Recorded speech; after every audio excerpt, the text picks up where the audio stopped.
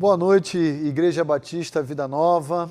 Boa noite, querido amigo que abriu a porta da sua casa para me receber na noite de hoje. Eu quero agradecer a Deus pelo tempo que Ele tem nos dado juntos, ainda que distantes geograficamente, mas próximos aí, virtualmente, com o uso de toda essa tecnologia que tem permitido com que fronteiras, barreiras, sejam reduzidas e assim a gente possa ter um contato mais próximo, juntos aí, a nossa igreja, da sua família, do seu lar. E na noite de hoje, a nossa alegria também de podermos concluir a exposição do livro do profeta Naum. Temos falado a respeito desse livro já há alguns domingos, na verdade 7 domingos, esse é o 8º domingo, se não me falha a memória. Há 2 meses praticamente estudando sobre um profeta com uma obra curta, mas extremamente valiosa e profunda para a nossa fé cristã, para aquilo que Deus é, para aquilo que Deus exige que cada um de nós sejamos também diante dele e diante do mundo. Você deve se recordar que o profeta Naum, ele escreve a sua obra dirigida especialmente para uma nação pagã, um poderoso império antigo chamado Assíria. E a Síria era uma nação que desde a sua origem ela remonta os seus pilares de fundação pautados na arrogância, no orgulho e na altivez.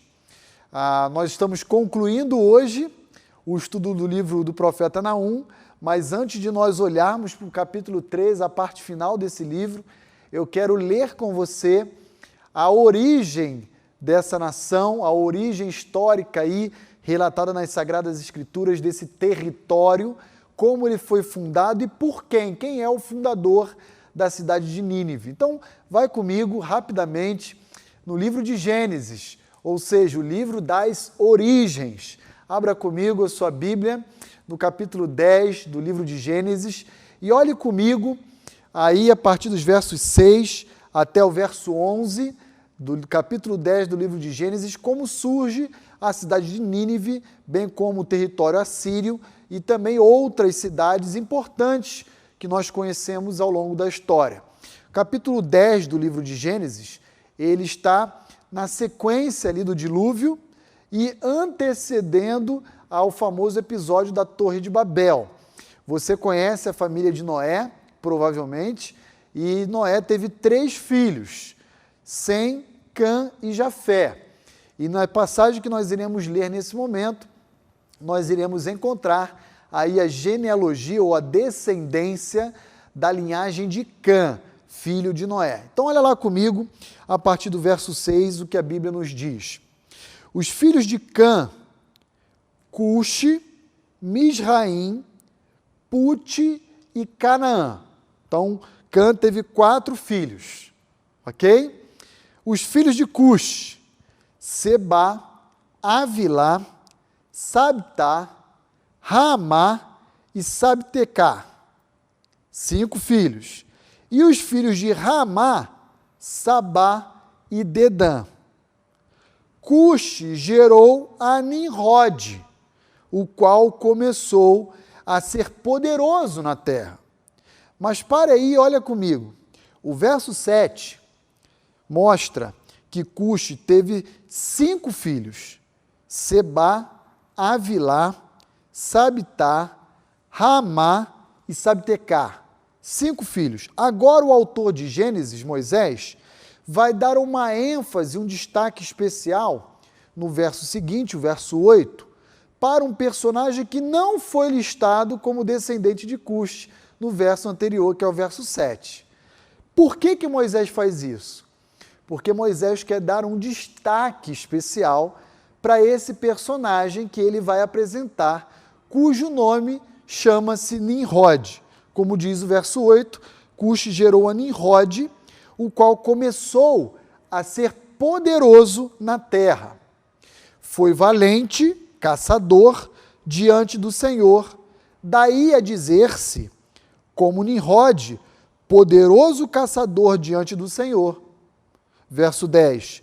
o princípio do seu reino foi Babel, Ereque, Acade e Calné, na terra de Sinar. Daquela terra saiu ele para a Síria e edificou a Nínive, Reobote-ir e Calá. Então, observe comigo quem é o fundador da cidade de Nínive, que vai ser a capital de um território chamado Assírio, séculos antes de Naum, séculos antes de Jonas, desde os primórdios ali, logo após o dilúvio. Esse personagem chama-se Nimrod. E o seu nome, em hebraico, Nimrod, significa rebelde. Por isso Moisés vai destacar que Nimrod se tornou poderoso na terra e então promoveu-se um jargão a respeito dessa pessoa no verso 9, dizendo, como Nimrod, poderoso caçador diante do Senhor.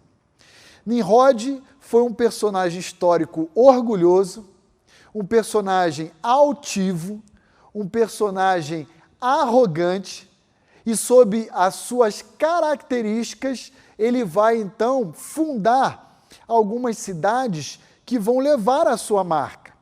E aí então encontramos no versículo, por exemplo, 10, algumas cidades muito importantes que nós conhecemos por causa da história. Primeira dela, Babel. Provavelmente Nimrod foi um dos cabeças aí a organizar a rebelião, como seu próprio nome sugere, a Deus, levantando então e erguendo a famosa Torre de Babel. Um local, inclusive, que posteriormente será nomeado como Babilônia, ok? Tudo fruto da fundação de Nimrod. Olha um outro povo que você talvez tenha conhecido ou ouvido falar dele. Nimrod também, no verso 10, funda um território chamado Acade. Quem nunca estudou história, não é verdade? O famoso Império Acadiano, um império pagão altivo, mais um dos legados aí deixados por Nimrod à humanidade e à história. Até que então, diz o versículo 11, que ele parte para o território assírio e edifica uma cidade chamada, portanto, de Nínive. E então nós conhecemos um pouquinho da história do Império Assírio e concluiremos hoje a exposição do livro do profeta Naum, que é uma obra profética, diga-se de passagem, que denuncia o pecado desse povo e a sua terrível queda na mão do seu parente chamado Babilônia. A Babilônia não vai ter dó nem piedade da Síria, do Império Assírio. Por isso, eu quero convidar agora você a ir comigo na sua Bíblia, no livro do profeta Naum, capítulo 3, nós iremos ler os últimos versos, começando do verso 14 até o final do livro, no verso 19, e aí eu queria chamar a sua atenção para o tema da nossa reflexão de hoje à noite. E a nossa reflexão girará em torno do seguinte tema: aqui jaz o que pensava ser indestrutível. Aqui jaz o que pensava ser indestrutível. Essa era a maneira como os assírios avaliavam o seu império, o seu reinado e as suas conquistas. Você já ouviu a famosa expressão epitáfio? Já ouviu esse nome, esse rótulo? Tem até uma música brasileira que leva esse título nela, né? Epitáfio. Epitáfio é uma expressão de origem grega, que se refere àquelas famosas declarações esculpidas, estampadas nas lápides de um sepulcro. Na lápide, então, fica de forma resumida uma expressão, uma frase curta, que tem por objetivo transmitir paz, transmitir consolo, a tranquilidade a todos aqueles que passam ali por aquele túmulo, né, e lê aquela expressão, especialmente os familiares, né, daquele que foi ali enterrado. Mas o epitáfio também tem um propósito muito bem definido.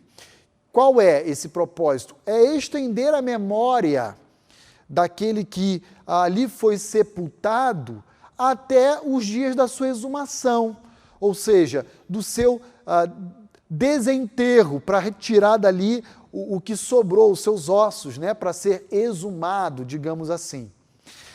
Por isso, a minha sugestão de tema na noite de hoje, com você que me assiste, é um epitáfio, um provável epitáfio, aqui que eu quero sugerir, ao sepulcro do Império Assírio. Aqui jaz alguém, né, ou aquele que pensava ser indestrutível. Porque, na verdade, essa era a concepção assíria a respeito do mundo antigo.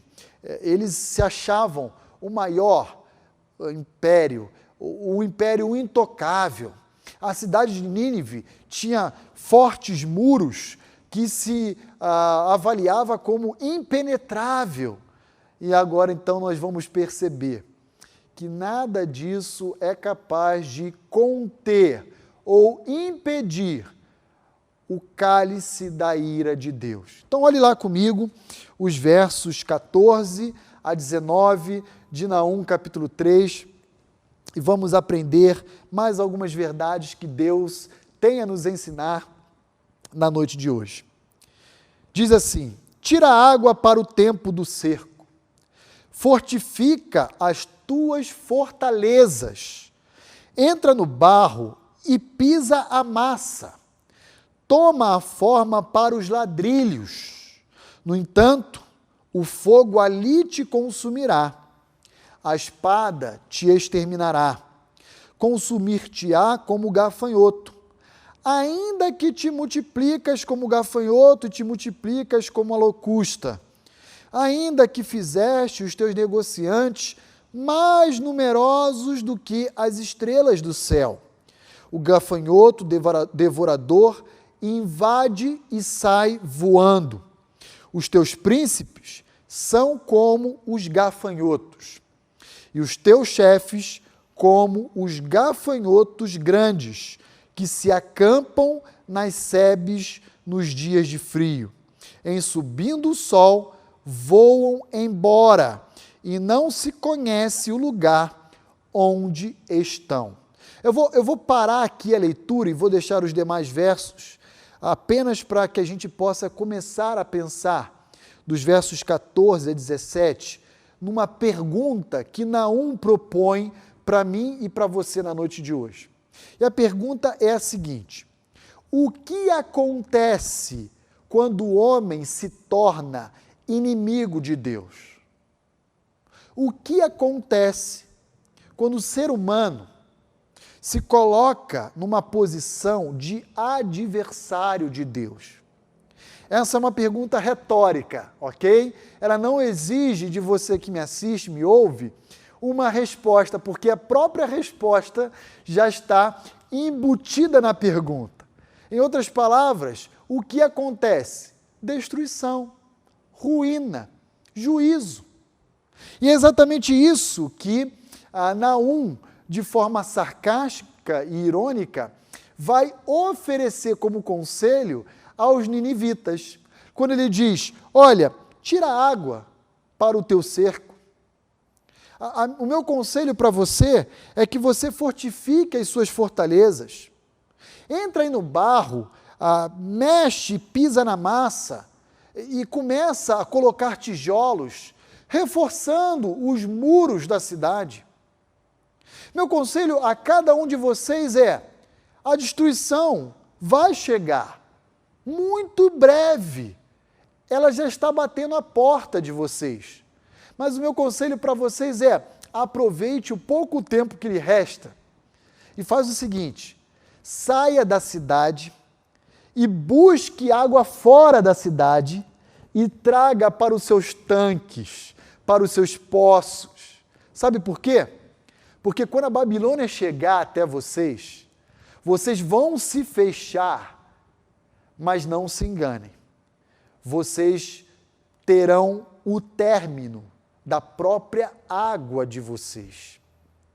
E uma das táticas militares daqueles que cercavam as cidades no período antigo, quando estava se demorando a acabar o alimento e a água de uma determinada cidade cercada pelo inimigo, o que eles faziam? De fora eles lançavam flechas de fogo, tentando incendiar a cidade. Por que eles faziam isso? Para exatamente aqueles que estão ali dentro da cidade poderem usar a pouca água que lhes restava para apagar e conter o avanço do fogo na cidade. E quando eles faziam isso, eles aceleravam o processo da sua própria destruição e ruína. Olha o conselho que Naum nos diz aí, ou melhor, ele oferece aos ninivitas no verso 14. Ele diz, olha, peguem aí a massa, a areia, começa a pegar os tijolos e virar e reforçar as partes frágeis dos muros de vocês. Comecem a fortalecer as fortalezas que existem dentro da cidade de Nínive. Sabe por quê? Diz o verso 15.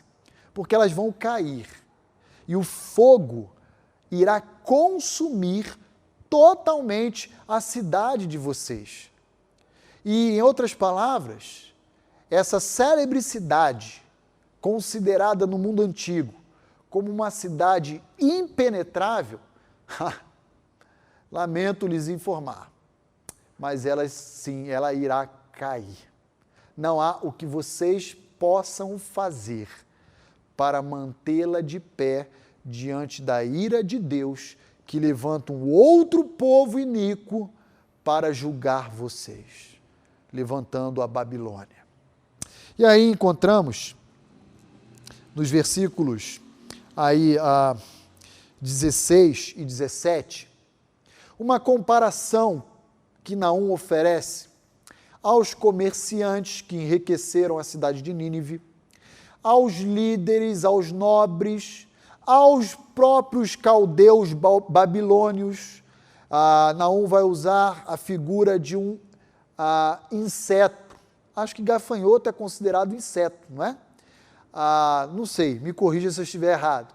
Mas o fato é que ele vai utilizar-se da figura de um animal, aparentemente simples, pequeno, ok? Frágil, que sozinho não é capaz absolutamente de causar nenhuma ameaça ao ser humano. Porém, esse mesmo animal, quando anda em bando, representa uma verdadeira praga. É assim que Naum descreve os inimigos dos assírios, chamado Babilônia, bem como a liderança daquele povo. Os ricos, os comerciantes daquele povo, os príncipes, os chefes, os negociantes, entre outros, que ali estavam representando a própria nação.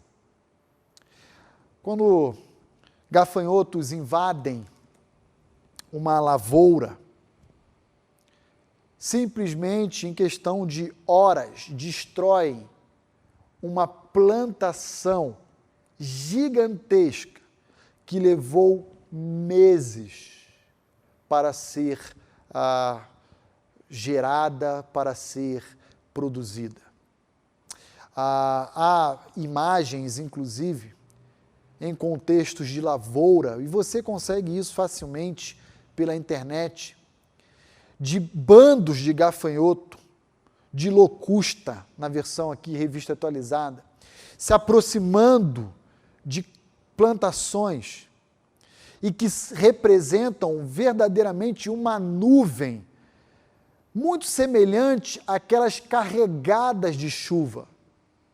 E o tempo chega a escurecer, quando então aquele bando de gafanhoto invade uma plantação, destruindo milhos, feijão, verduras, e uma espécie de uma praga que chega a destruir, inclusive, capim, grama. Traça tudo o que passa pela frente. Esse é o retrato que Naum vai nos oferecer, de uma forma muito especial, se referindo aos caldeus, que são os babilônios, e também a própria liderança do Império Assírio, que estava promovendo essa destruição por meio das suas más decisões, das suas más escolhas para todo o povo. O que acontece quando um ser humano se opõe a Deus como adversário, como seu inimigo? Não é difícil responder essa pergunta. Eu queria lembrar você que me assiste que a carta que o apóstolo Paulo escreveu aos crentes da cidade de Éfeso diz que, para mim e para você, que para ser inimigo de Deus, basta existir. Isso está lá em Efésios capítulo 2, descrito dos versos 1 a 3. Paulo diz que todo aquele que simplesmente foi concebido desde o ventre da sua mãe é enxergado por Deus como alguém morto em seus delitos e pecados, como alguém que é objeto da ira de Deus, e que também Paulo usa uma outra terminologia chamada filho da desobediência. Ouvir isso deve gerar em cada ser humano um senso de desespero e urgência. E por que deve gerar essa urgência e esse desespero? Porque, a tomar como exemplo a descrição histórica da queda de Nínive, todo ser humano que não possui Cristo Jesus como Senhor e Salvador da sua vida, ele irá passar por um dia de juízo, um dia de destruição e ruína, um dia marcado pela dor e pelo sofrimento, mas não que irá terminar como aconteceu com a Síria, dando um ponto final, mas um dia que verdadeiramente vai inaugurar um novo estado de caos e sofrimento pelos séculos dos séculos. Essa verdade, ela é terrível. E a realidade que assolou a Síria, lavando as ruas de Nínive com o sangue dos ninivitas, essa é uma realidade que vai alcançar toda a raça humana que se encontra alienada de Deus, que se encontra separada de Deus, como verdadeiramente filhos da desobediência.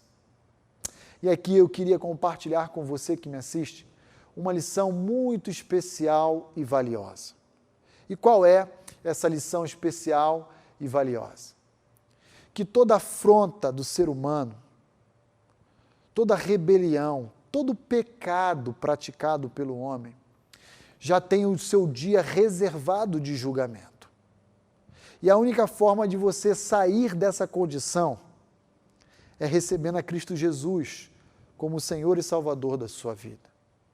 Eu tenho, ao longo dos domingos, ao expor o livro de Naum, sempre lembrado a você que tem nos acompanhado em nossas gravações aqui, em nossas reflexões bíblicas, de que essa realidade ela é inevitável, ela vai alcançar a todos. E a Bíblia diz, exceto aqueles a quem o Senhor Jesus comprou com o seu sangue vertido na cruz do Calvário. Talvez todos que estejam me assistindo já tenham entregado a sua vida a Cristo. Mas se houver alguém que nesse momento ainda não entregou sua vida a Cristo, pause esse vídeo e no seio do seu lar feche os seus olhos e ore a Deus dizendo, eu preciso de Cristo Jesus como o meu Senhor e o meu Salvador pessoal. Eu reconheço que eu sou pecador e que eu preciso da graça salvadora de Cristo Jesus em minha vida. Sabe por que isso é importante? Porque muitas vezes nós temos a imagem e a impressão enganosa de que só vão passar por esse julgamento aqueles que abertamente se declaram ateus, ou seja, que negam a existência de Deus. E eu poderia mencionar alguns personagens aqui públicos, alguns que se encontram vivos e outros que já até morreram. Eu poderia mencionar nesse momento, como vou fazer nesse instante, um autor de um best-seller que já foi traduzido e publicado em língua portuguesa chamado Deus, um Delírio. O seu proponente, seu autor é Richard Dawkins, um americano, que abertamente diz ser ateu. Poderíamos mencionar a Friedrich Nietzsche, um filósofo contemporâneo que também já faleceu, né? Aliás, que faleceu também não, porque Richard Dawkins continua vivo, mas publicou também uma obra muito conhecida e famosa chamada Deus está morto na cultura, dizendo que o ser humano já superou a necessidade de ter um Deus. E a divindade é um meio que o ser humano fabrica no seu coração, diz Nietzsche, para apaziguar os seus ânimos e gerar um certo consolo e conforto. Se não me falha a memória, em 2018, é recente, 2017, 2018, um famoso físico inglês chamado Stephen Hawking também veio a óbito, um outro grande ateu, que não apenas negavam a existência de Deus, mas abertamente também empreendia um ataque a toda e qualquer pessoa que reivindicava a existência de Deus. Pois bem, desconsideremos os ateus filosóficos.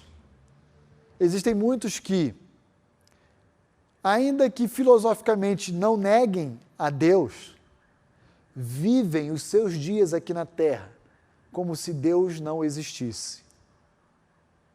E ainda há aqueles que pensam que poderão evitar essa destruição e essa ruína simplesmente porque são bons pais de família, bons esposos, boas esposas, são honestos, são solidários, são justos e acham que com as suas obras e seus méritos serão capazes de se evadir do julgamento de Deus.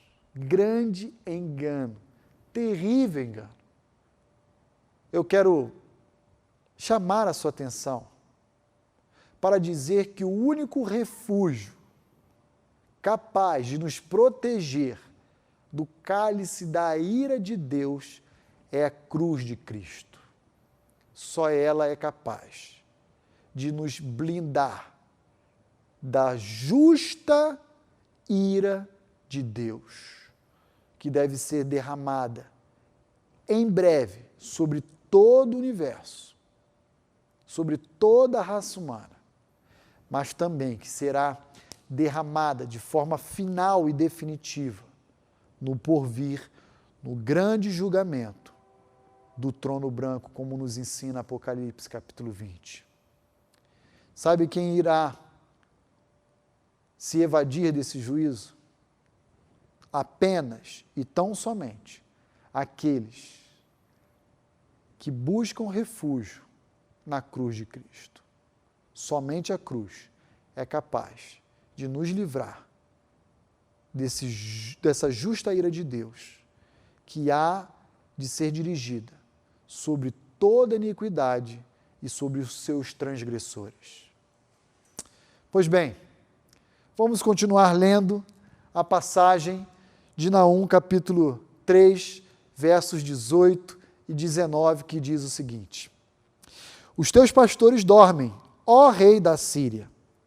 os teus nobres dormitam, o teu povo se derrama pelos montes, e não há quem o ajunte. Não há remédio para a tua ferida, a tua chaga é incurável. Todos os que ouvirem a tua fama baterão palmas sobre ti, porque sobre quem não passou continuamente a tua maldade. Muito bem, agora nós vamos encontrar o grande e famoso império todo-poderoso do mundo antigo, chamado Assíria, indo para a UTI em estado terminal. Não sei se você já experimentou visitar alguém que foi desenganado pela medicina e que estava ali ainda em vida por meio de máquinas e aparelhos, mas é uma realidade muito triste. Normalmente, no meu ofício pastoral, quando eu tenho a ocasião de ir visitar pessoas nesse estado, é muito triste. Eu sempre volto, chego em casa e falo com a minha esposa, olha, é muito ruim, é muito desgastante, mas às vezes você teve um parente, um familiar, um pai, uma mãe, que antes de ir a óbito teve que, enfim, passar por toda essa situação. E é muito traumático, muito desgastante, especialmente para a família, para aqueles que amam e querem se despedir do parente ali, do familiar, de uma forma mais tranquila. O fato é que agora Naum vai dizer abertamente que o povo está totalmente perdido como um pastor, como sendo ovelhas sem pastor. Essa que é a linguagem que Naum utiliza. Naum vai dizer que os nobres, os líderes, todo o povo estaria espalhado e perdido. E aí ele vai usar o verbozinho dormir, aqui traduzido pela Revista Atualizada. E nós podemos interpretar esse dormir aqui de duas formas.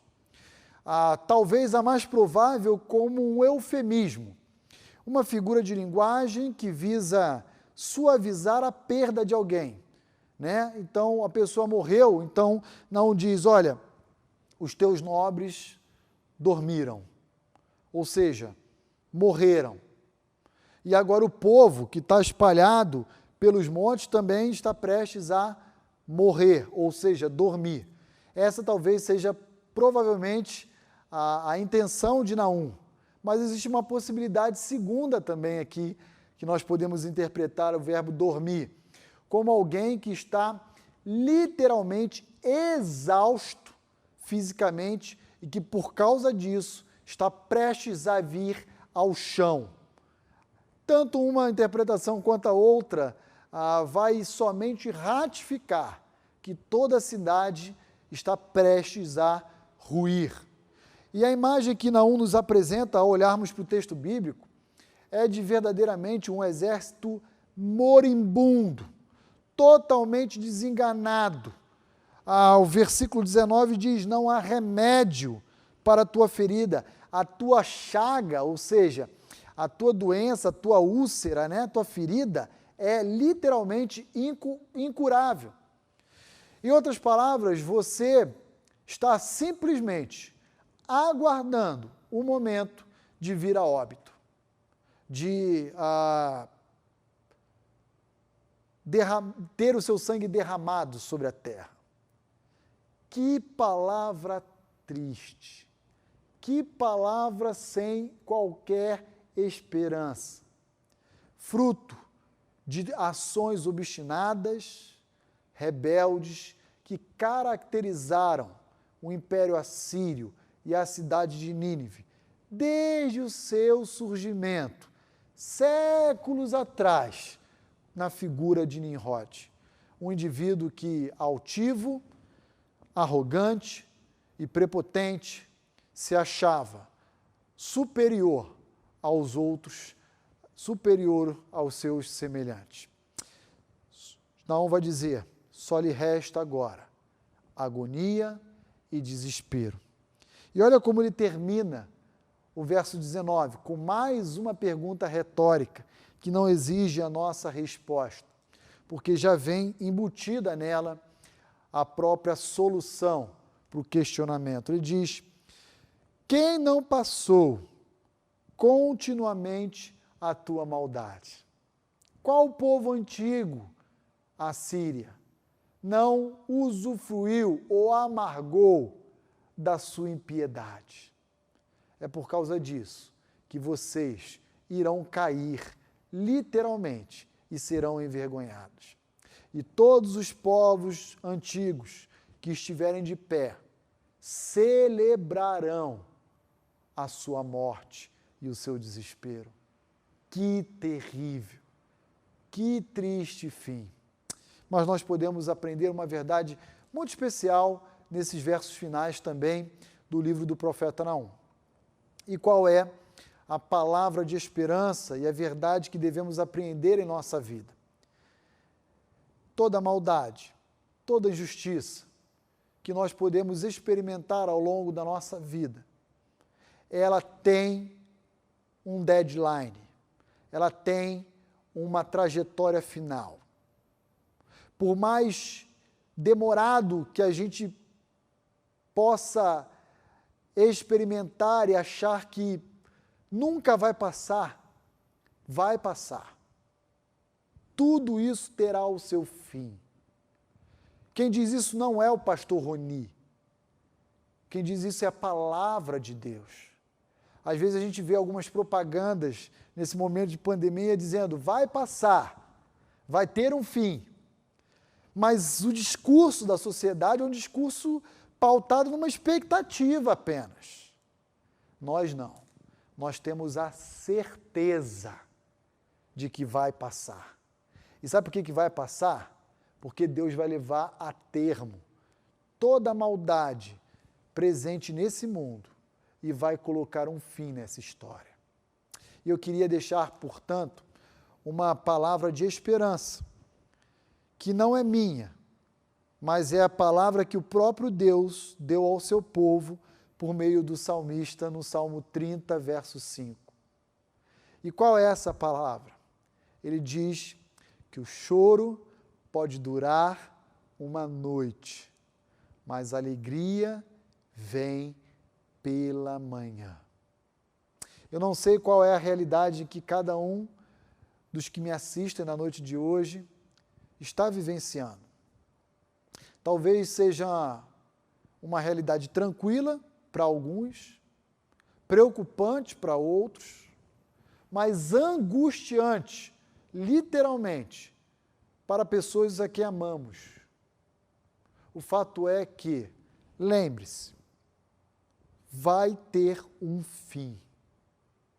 Deus não toma o inocente por culpado e nem inocenta o culpado pelos seus atos de transgressão. Deus é um justo juiz e Ele vai extinguir todo o mal, todo o pecado e toda a impiedade.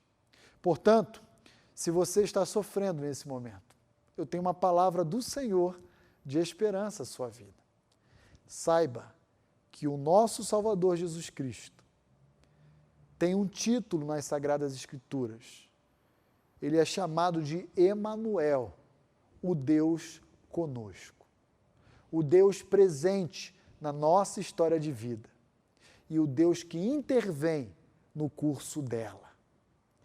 Creia nisso e saiba que mesmo esse momento de luta, ele vai passar e ele tem um ponto final que eu não sei, mas se encontra exatamente na agenda de Deus a respeito da história.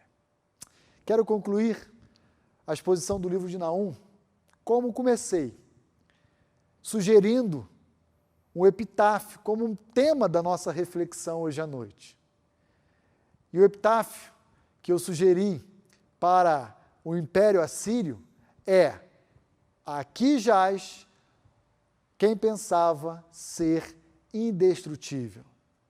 A minha pergunta para você que me assiste é: Que tipo de epitáfio você gostaria de ter esculpido na lápide do seu túmulo?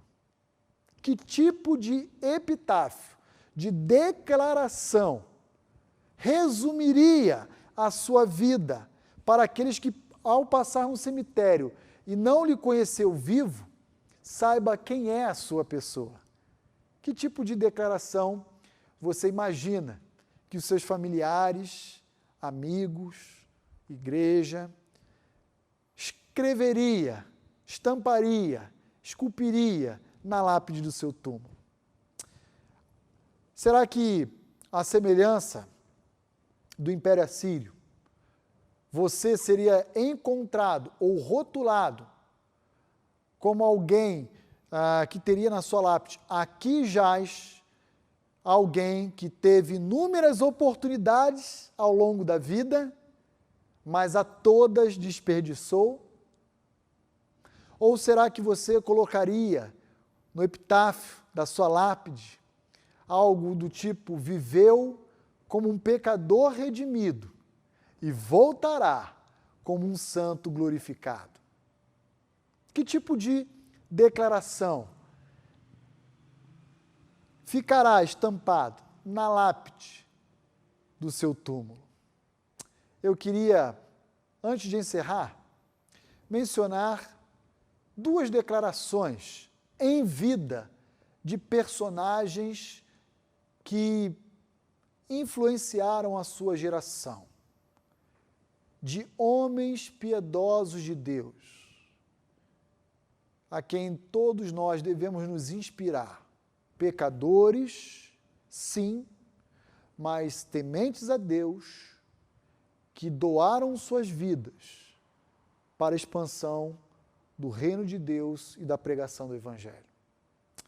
Primeira pessoa foi um missionário americano chamado Jim Elliot, e ele foi morto por índios no Equador em uma missão de evangelização chamada Operação Alca.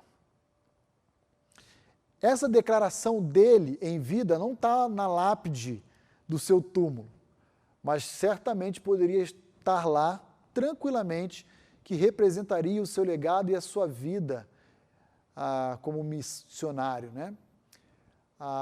Uma certa ocasião, Jim Elliot disse o seguinte: não é tolo aquele que perde o que não pode ganhar, para ganhar aquilo que jamais poderá perder. Não é tolo aquele que perde o que não pode ganhar, para ganhar aquilo que jamais poderá perder. Que tipo de epitáfio estará estampado na lápide do seu túmulo? Ai, pastor, não dá para a gente mudar o final dessa história? Falar de morte, lápides, túmulo, epitáfio. Mas é verdade. O fato é que, se Jesus não voltar, todos nós iremos em algum momento experimentar o túmulo. Mas certos de que a nossa alegria, aí sim, terá início. Porque estaremos para todo sempre na presença do nosso Salvador. Mas quero também mencionar uma outra declaração de um renomado teólogo e pastor americano chamado Steven Lawson. Eu tenho alguns livros desse pastor, um homem de Deus, um indivíduo muito capaz, um homem muito piedoso. E ele, numa das pregações dele, das suas reflexões como crente em Cristo Jesus, ele disse o seguinte: se eu olho para mim, me deprimo. Quando eu olho para os outros, me iludo. Quando eu olho para as circunstâncias, me desencorajo. Mas quando eu olho para Cristo, estou completo. Que tipo de epitáfio estará estampado na lápide do seu túmulo? No meu, eu gostaria que pelo menos estivesse alguma coisa do tipo: aqui jaz alguém a quem Cristo Jesus comprou com o seu precioso sangue. Vamos orar, queridos? Senhor, muito obrigado por todo o ensino, por toda a ministração que o Teu Santo Espírito operou em nossas mentes e corações ao longo dessas 8 meditações bíblicas no livro de Naum. Como impactou a minha vida e certamente também a de muitos que nos assistiram. Obrigado, ó Pai, por deixar registrada na Tua Palavra essa verdade tão importante que nos gera esperança, de que não há sofrimento presente causado pela impiedade, pela injustiça, pela maldade humana que não será julgada pelo Senhor. E obrigado também por nos dar a segurança de que, ainda que venhamos a sofrer, esse sofrimento é provisório, é temporário, é passageiro. Mas a alegria que nos está garantida em Cristo Jesus virá mais adiante em seguida, virá pela manhã.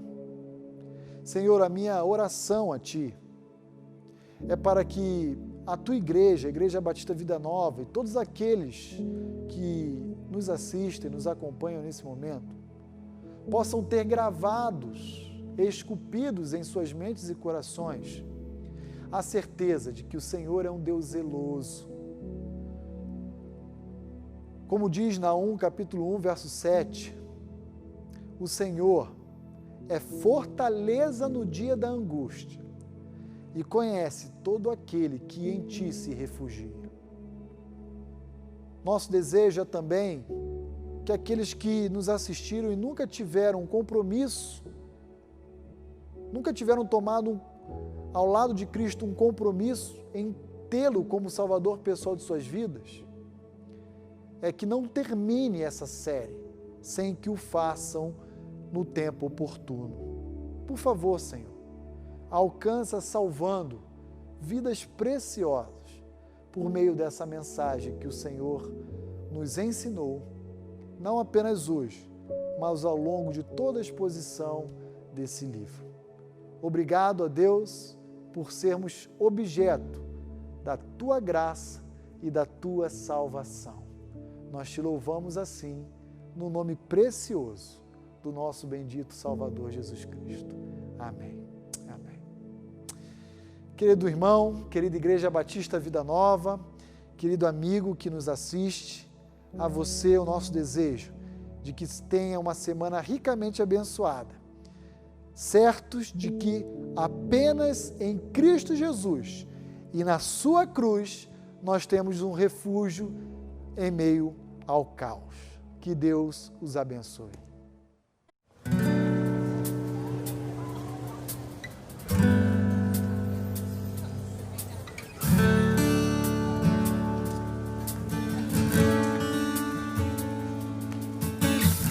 Tu és a minha luz, a minha salvação, e a Ti me renderei. Se ao Teu lado estou, seguro em Tuas mãos, eu nada temerei.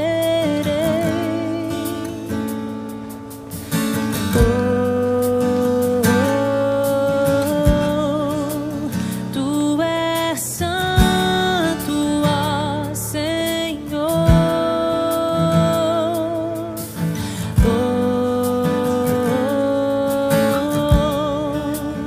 Tu és digno de louvor. Só em Ti confiarei, eu nada temerei. Em frente eu irei, pois eu sei que vivo estás e um dia voltarás do céu pra nos buscar, pra sempre reinarás. Aleluia.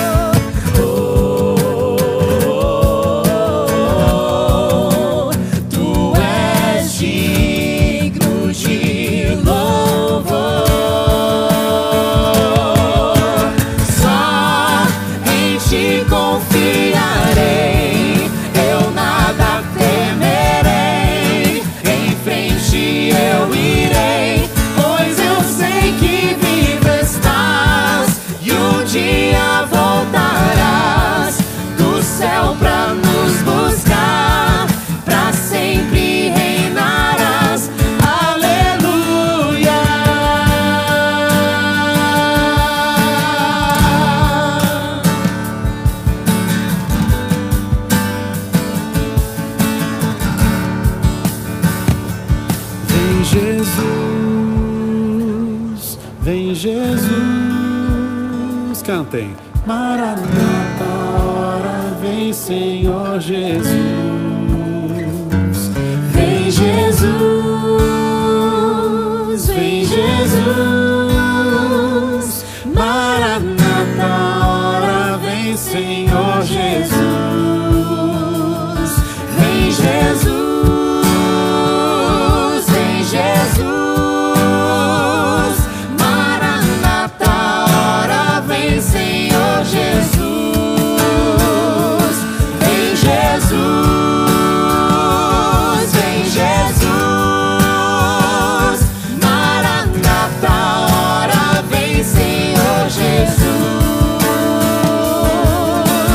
Só em ti confiarei, eu nada temerei. Em frente eu irei, pois eu sei que vivo estás e um dia voltarás do céu pra nos buscar, pra sempre reinarás. Aleluia, só em ti confiarei, eu nada temerei. Em frente eu irei, pois eu sei que vivo estás e um dia voltarás do céu pra nos buscar, pra sempre reinarás. Aleluia, só em ti confiarei, eu nada temerei. Em frente eu irei, pois eu sei que vivo estás e um dia voltarás do céu pra nos buscar, pra sempre